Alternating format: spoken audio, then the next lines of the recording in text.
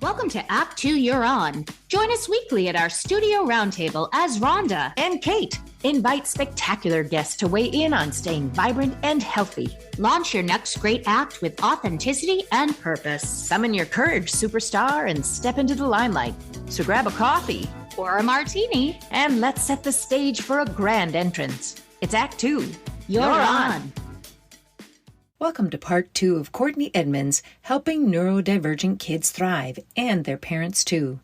If you have not listened to Part 1, let us encourage you to go back because you do not want to miss a moment of this incredibly valuable and informative podcast. So, what are executive function skills? Back to your question of a while ago. Okay, so executive function skills, they are the brain's ability to use, and I'm going to read here from Russell Barkley, who is one of many people who have a definition of executive function skills. But Russell Barkley says it's the use of self-directed actions to choose goals and to select, enact, and sustain actions across time toward those goals. So effectively, executive functions are the way that we go about goal-directed behavior. Now, there's another person named Thomas Brown, who is a psychologist who has a slightly different definition. And then there's also the Harvard University Center on the Developing Child that provides another definition. And there are other people that provide other definitions, but I like those three, Dr. Russell Barkley, Dr. Thomas Brown, and Harvard University Center on the Developing Child, because I find them all to be connected. And they're primarily connected through Harvard's three things that you can think about, which is the simplest to remember. Executive functions are self-control, working memory, and mental flexibility. And if you think about it, the goal-directed behavior, you can also think about it as the air traffic control system of life. Like you control what's coming in, you can control what's coming out. And so you're using all of your senses to bring information in. The air traffic controller is figuring out which needs to go and creating an organized response in thought, and then your body in other ways acts it out. And so it's controlling that inner part of your brain to create a goal-directed response. Self-control, mental flexibility, those might be self-explanatory. Not everybody knows about the third one, which is working memory. So working memory, you might wonder, working memory is different than short-term memory and long-term memory. So it's the way that you hold information in your brain in order to then do something with it. If you lose your keys, you use your working memory to try to go back and figure out where they might be. And I don't know about you, but when I lost my keys, what happens immediately? So I'm neurotypical. All right. So when I lose my keys, I automatically have pictures in my mind thinking about where might I have left them.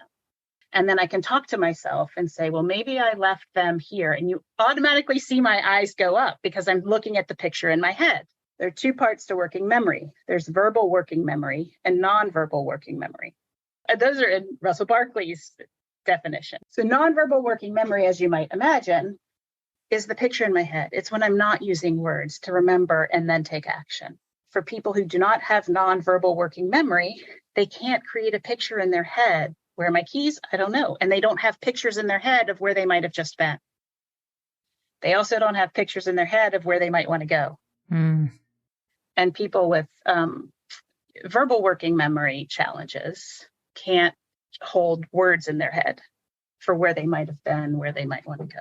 It's a really critical part of executive function because if you want to have goal-directed behavior, you have to be able to think back on your past, to reflect on your past, see your past, talk about your past, as well as envision your future, create a picture for where you're going to go in your future, and talk about how you're going to get there. Without those pieces, it's really hard. Without mental flexibility and adaptability, it's really hard to get through life. Without self-control of emotions, emotional regulation, it's really hard to get through life.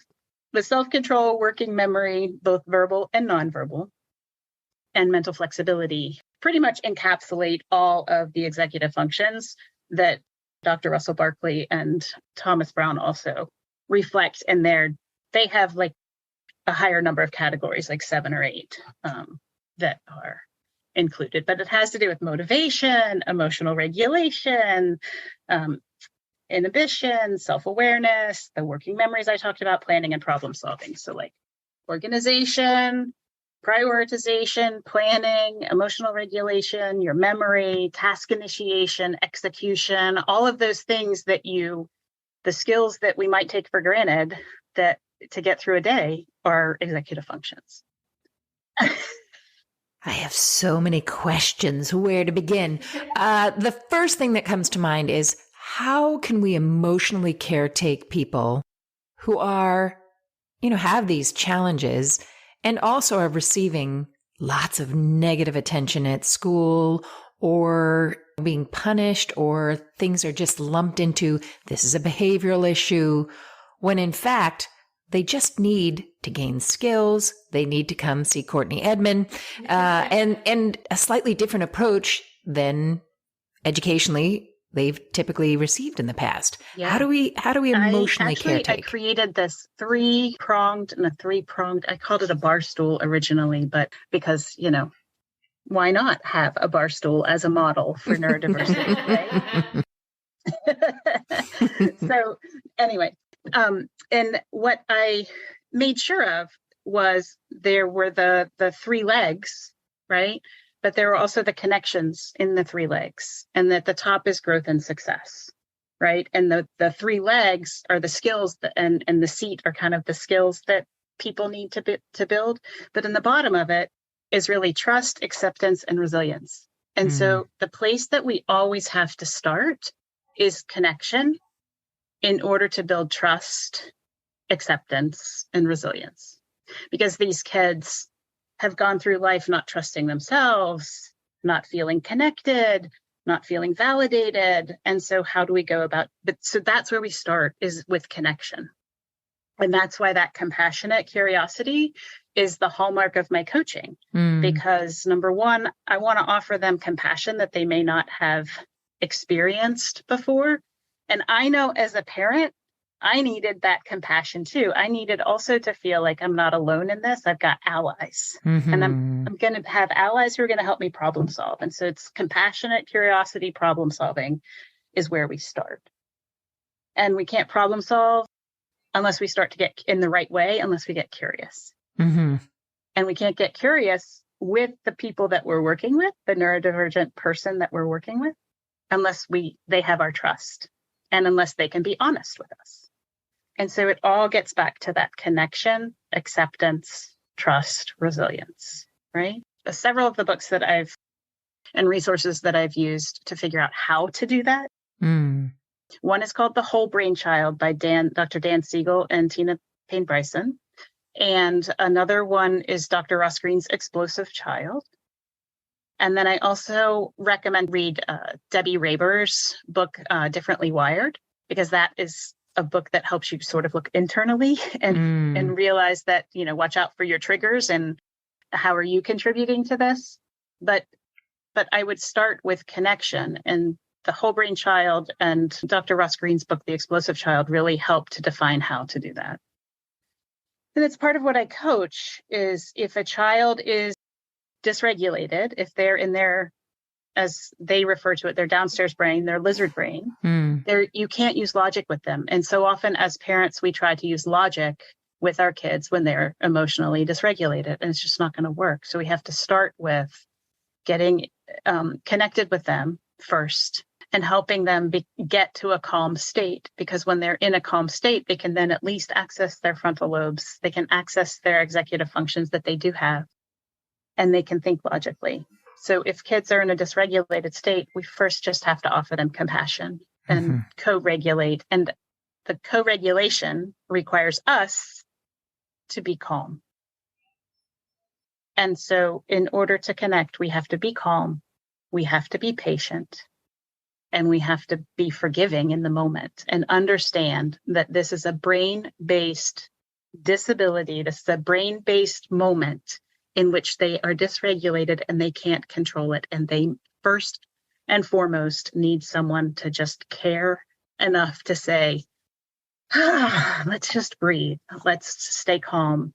Let's connect, and we'll figure it out from there. And Dr. Ross Greene talks about, what's up, and getting curious. What's up? What's going on? Instead of going immediate to logic and telling them and being directive. And that's where the curiosity comes in. Give them a voice. Help them tell us what's happening. Let's get into their world a little bit so we can understand their world and what's going on. And we can name expectations, of course. It's our job to help them learn, and it's our job to teach. But we have to make sure that they're in a state of readiness, and they have to feel heard. We need to give them a voice to help so that we can understand where they're coming from. Then they can understand where we're coming from. And then we look for the win-win, and we invite their ideas for solutions. And we keep having that back and forth conversation with compassionate curiosity. And we remaining calm, which helps them remain calm and helps them feel validated because we're naming back to them what we hear instead of just being directive. We're getting curious and figuring out, because when their brains work differently than ours, our solutions may not work for them. And we may not have thought of solutions that they're going to think of that actually can work as a win-win, because their brain thinks differently than ours. And they might come up with a solution, and we need to honor and give it a chance to work and see what happens, because magically they might be able to actually do something that's a win-win that we hadn't thought of, that was their idea.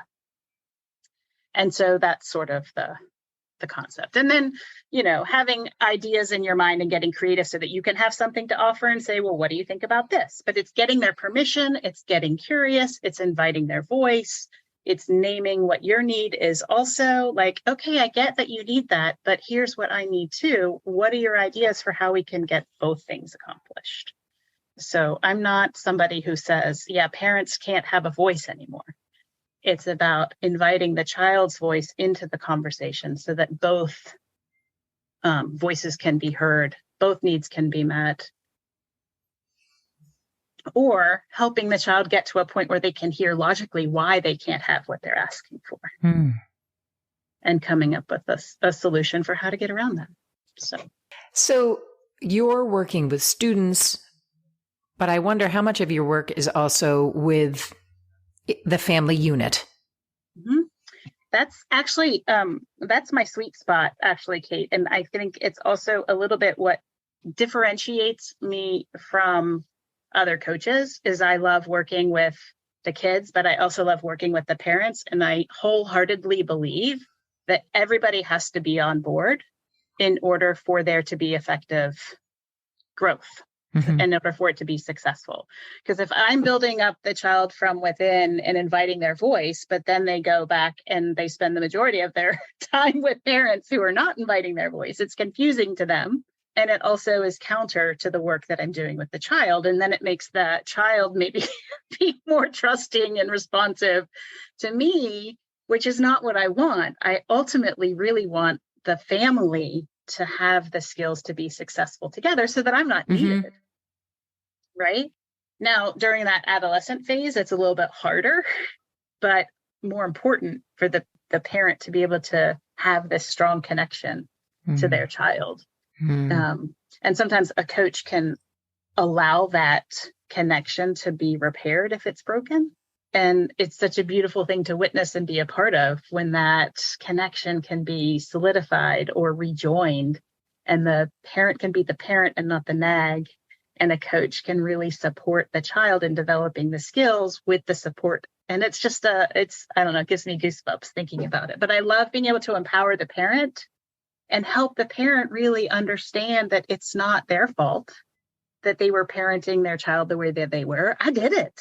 I parented with the behavioral mod for so many years and created a child who lives with shame, right? But he's coming out of that because I learned how to do it differently. And there's never a wrong time to start. It's never too late. You can always repair the relationship, right? And your child wants to be close with you. Your child values that relationship. And I love being able to empower the kids with skills. And I love being able to empower the parents with skills to learn how to also support their child with whatever readiness each has. And to give the parent permission to be the parent and give the parent permission to say, Your child doesn't have to be on the timeline that society says they have to be on. Let's follow their timeline. Let's follow their readiness, and let's empower them to have their voice and figure out what the right next step is for them. So that's what sort of sets me apart, is my love of being able to work with the whole family unit at whatever step they're ready to hear. Wow. A lot of times the kids are really ready to hear it. And really, a lot of times parents will say, my kid says they don't want to work with a coach. And I say, just see if they're willing to listen to me. Because sometimes they are hungry for someone who'll just give them a voice. And sometimes it's harder for parents to get to that place of acceptance because there's so much shame that can be hurdled on parents if their kid's not following a timeline, or if they're not meeting the expectations that the parents had for the kid that they would be parenting. Yes. Oh my gosh, so much there.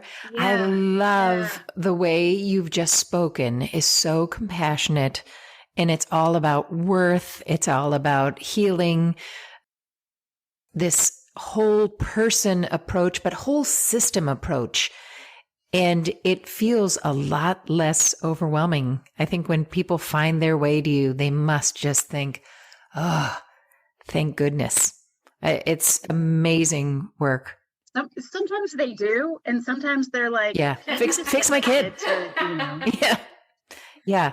Yeah. And can you do it in 3 visits or less? That's right. Exactly.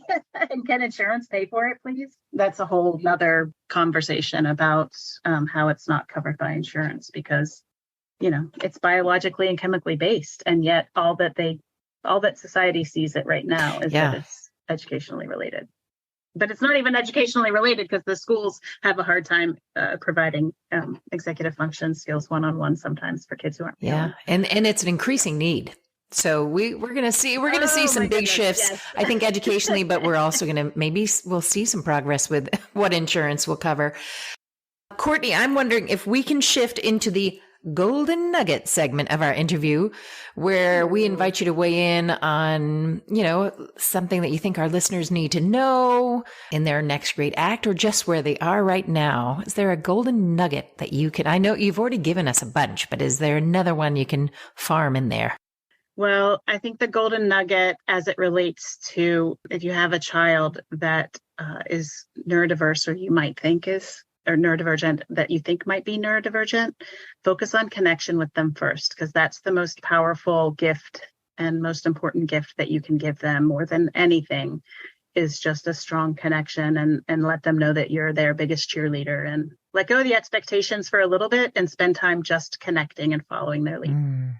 For someone who has a second act like I am, becoming a coach from physical therapist, I would just say, surround yourself with people who believe in you.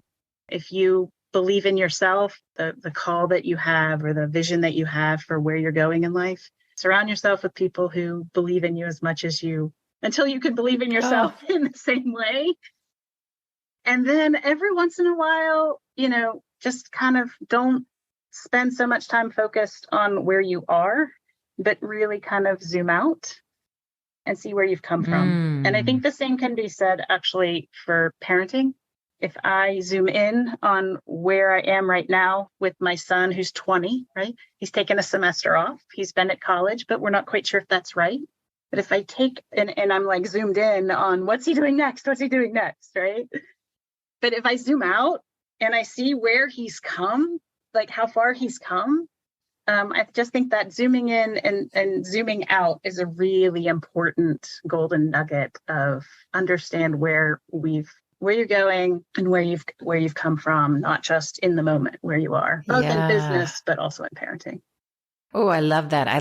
It's very easy to hyper focus and to pull back up 1,000 feet to see where you've come from, but also to know that there are other possibilities, especially when you, as a parent, perhaps have to let go of a traditional path that certainly maybe have been easier, but it's just not the path for your kid. That kid might find all sorts of exciting paths that you've never even thought of, but it is a journey to get there. And if we can all get out of it unscathed and with a child who feels whole and happy and worthy. And a part of a greater family. Yes. They have worth and what an inherent worth, but they also can find their own sense of worth in sharing their gifts with the world, which have been discovered through a different path that wasn't your path, that wasn't my path, that wasn't their sister's path or their brother's path or their grandparents' path, but it's their path. And there's inherent worth in their path. It's not better. It's not worse. It doesn't need to be fixed. It's just allowing it to unfold and finding what the right next step is until they can find it. Well, thank you for the work that you're doing and for sharing all of this really important, compassionate information with us today. But before we go, I want to ask you, what's next for you? I am so excited to be able to coach. I mean, we're entering into another school year, just impacting as many families and people that I can and finding their worth. So coaching, and I share most every week a newsletter. Anybody can have free access to. If they subscribe to my newsletter, they can continue to hear my words and my parenting, understand my own parenting journey through the words that I share. And I share little tidbits here and there too. So just trying to continue to educate the world and bring this knowledge to the world.